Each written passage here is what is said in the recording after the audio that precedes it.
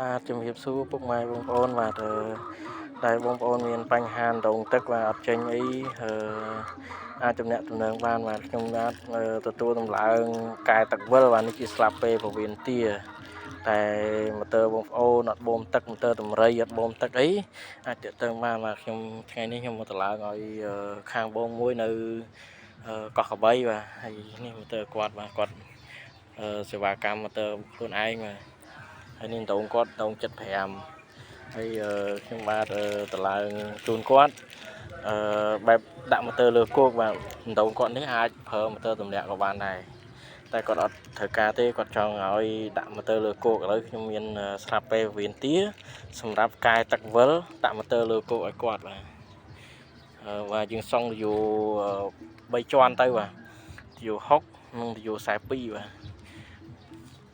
បាទអរគុណច្រើនបើបងប្អូនណាមានចំណាប់អារម្មណ៍អីអាចតាក់ទងខ្ញុំបានម៉ូទ័រអត់ចេញទឹកចាប់ពី42ឡើងទៅបាទចង់ដងមកទឹកក៏បានដែរអត់តែថាមិនប្រើចង់ប្រើម៉ូទ័រតម្លាក់អីចឹងខ្ញុំបានមានស្រាប់ពេលពវៀនទានេះសម្រាប់ដាក់ឲ្យចេញប្រើម៉ូទ័រលើគោកបាទសូមអរគុណច្រើនបាទ